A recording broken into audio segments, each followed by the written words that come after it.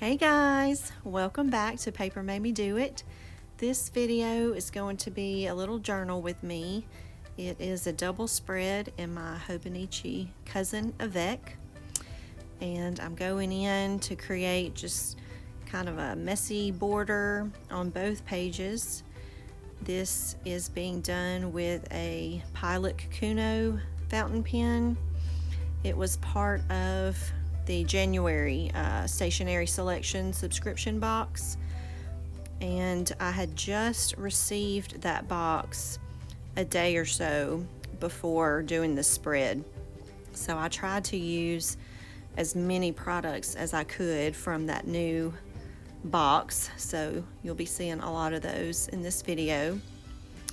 Now I'm going in with a Sharpie brush pen and just hand lettering the word Wednesday, kind of using just a regular block print.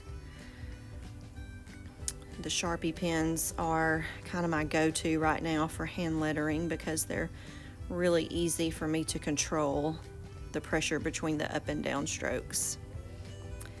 And then this is a little office type self-inking date stamp that I like to break out every now and then. I'm just going on top of the dates on each page and stamping down that kind of vintage vibe. January 22nd and 23rd of 2020. I'm using the pencil board behind each page. I always try to remember to do that when stamping, just to get the best image. And I somehow managed to smear some ink on the left side of the spread, but don't worry, we'll cover that up in just a minute. Little things like that drive me crazy, so I try to just not worry about it and try to find a way to collage over it, and it usually works out. I had a few smears in this spread, but they all worked out. So I'm gonna go in with some layering before I put down those little tearaway calendar pages. This was also a product that came in the January stationery selection box. It's a little package of a collection of printed washi paper. So it has a really neat texture. It's printed on one side, and I just use the little Tim Holtz tonic scissors, or the mini snips, I believe they're called. They're the same ones that I really like to use for fussy cutting. And I just trimmed that down a bit so it would fit where I wanted it to on the left side of the spread. I hope y'all are having a good week. This double spread is for a Wednesday and a Thursday, but I'm actually doing the voiceover on Friday. And I'm so ready for this weekend. Needed a little break. And it's hopefully going to be a relaxing weekend. We don't have a ton of plans or events or places to go. Sometimes it's nice to just be able to hang at home and catch up on housekeeping and journaling and other fun stuff. So I just put that washi paper down as a background with some water-based adhesive. I think it's kind of like what I've heard called PVA glue, or what is it called? Elmer's glue that we used to use when we were kids in school. And I'm just using some washi to make that tearaway calendar on the 22nd kind of like a tip-in. Instead of gluing it down solid, it'll be able to flip up and down. And we're going to switch that pencil board back around and do a little more stamping. I finally found my Traveler's Notebook brass clip that you see up there in the top corner. I had misplaced it, I don't know how long ago, months ago, and I just recently found it, so I'm excited to have that back in my collection because I love the way it looks, but it's also super functional and really sturdy. So that stamp that I put down was part of the stationery selection box. I kind of crossed it over the tearaway calendar and then onto that washi paper, and I'm going in behind now with a little numeric stencil and just writing in the numbers for 2020. I did a little test on that washi paper first with a fountain pen, and the ink just bled out quite a bit because the paper's kind of soft and porous.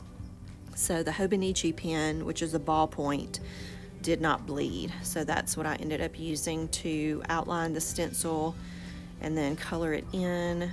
And then I'm just going in underneath that and doing a little hand lettering. I wrote out the Chinese zodiac. This is the year of the rat. For those of you that follow the Chinese zodiac. And that little printable that I glued down is a cute monster from Courtney Diaz and her Patreon printables. And then these little cards are real thick cardstock. They're definitely from Flow. I'm thinking they probably came from a Paper Lovers book and not a regular magazine. And I just picked a card to go on the right side of the spread. We are gonna finish up the left side now with the weather of the day after laying down that washi. And sometimes when I journal, I do like full sentences and longhand writing, either about what happened that day or thoughts or, you know, anything that you want to capture in memory keeping. But on both sides of this spread, on the writing that I did, I just used more of like a bullet point style and kind of just recapped the high points of the day. So I started on this Wednesday with school drop-off first thing that morning for my 3 boys that are all school-aged. And then I just kind of went through, in my mind, I went through the day chronologically and tried to remember, okay, where did I go? What did I do? And just made little notes, like not full sentences or anything, about what I actually did on that day. Sometimes if I can't remember what I did that day, if I'm doing catch-up journaling, or if I just didn't, you know, have anything going on that day, sometimes I'll fill the space with inspirational quotes or little sketches, things like that. Occasionally photos that I'll print on my Polaroid zip printer.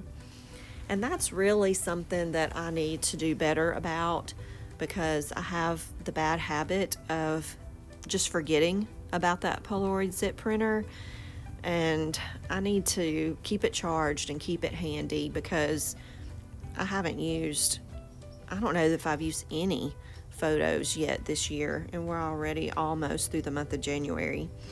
So that's just something that I need to work on, because the whole purpose of this Hobonichi Cousin Avec for me is daily journaling with kind of a memory keeping aspect. And so that would definitely be enhanced with family photos. It would make it much more personal, even though I totally enjoy all of these printables and things that I use. I just feel like I need to add more photos to make it a little more personal.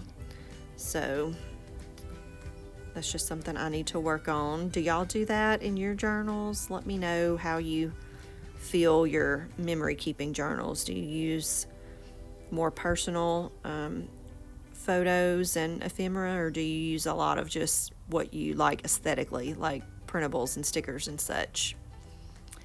I like both. I just need to get more of a balance going. So on top of that washi at the bottom of the page, I'm just layering this cute little bow that was printed on the pamphlet that comes in the stationery subscription box every month. It always has the details on the opposite side of that pamphlet that explain everything that's in the box, who the designer is or who manufactured it and what it is, and sometimes how it can be used. So I'm just finishing up here by making a note about receiving that box, since so many of those products are used in this spread. Going back in with some glue and this little January printable. That came from the Patreon of Cheyenne Barton. She has a really cute style. That little flower that I'm gluing down now was also one of hers. And so we're almost done with the left side of the spread. These little classic-y date seals also came in the January box. And I thought they were stickers, but they're actually like almost like a postage stamp where you have to moisten the back and then the adhesive is built in. And so I just touched my tongue to both of them, just gave them a little lick and down they went. And anytime I lick something adhesive like that, like a stamp or anything like that, it always reminds me of that episode of Seinfeld where George Costanza's fiance ended up dying because she licked all of their wedding invitations and it poisoned her. Oh, I'm getting a little off track here, but anyway, it just always makes me laugh. Now, these stickers came in a previous order from Nico Neko, and they are washi stickers, so I love the way they look.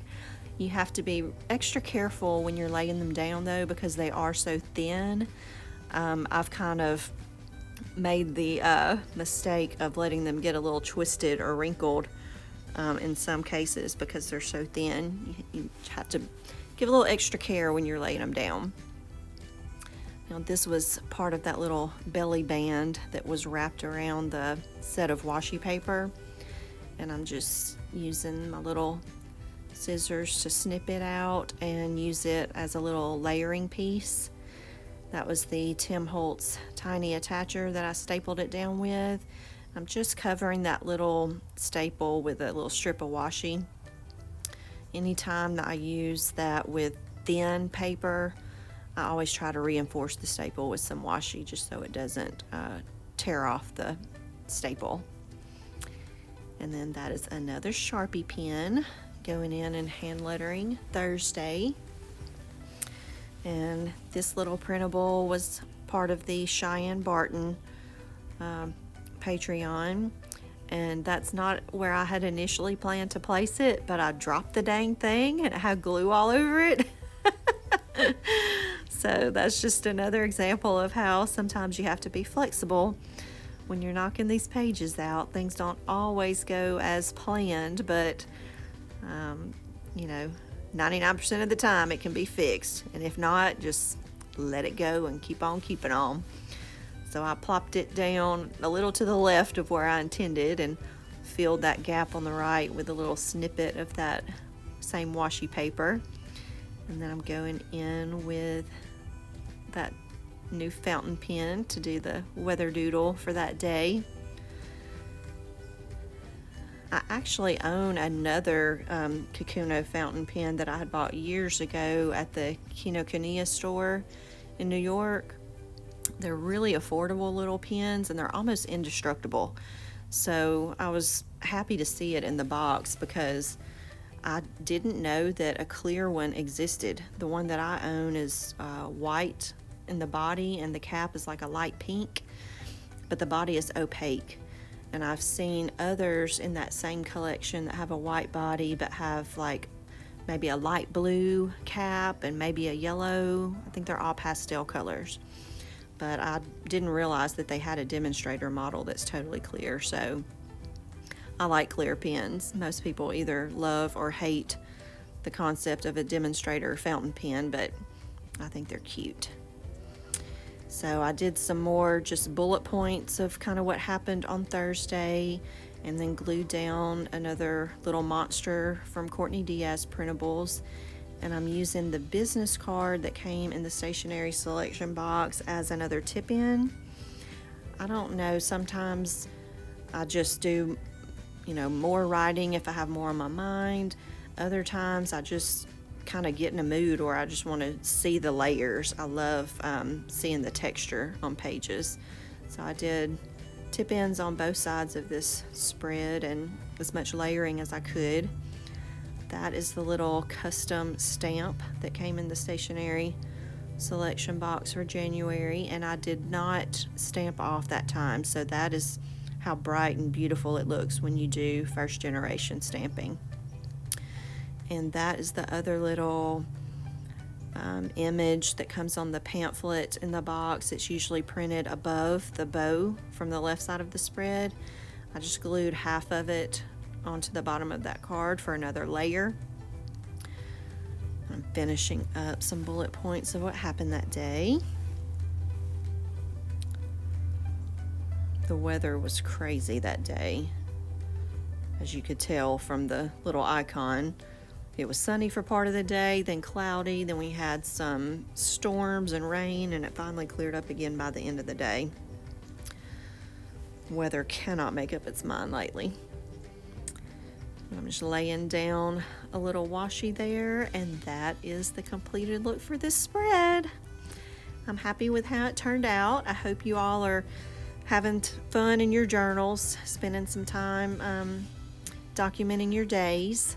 Thank you so much for watching. If you haven't yet, please consider subscribing to my channel, and I will see you soon.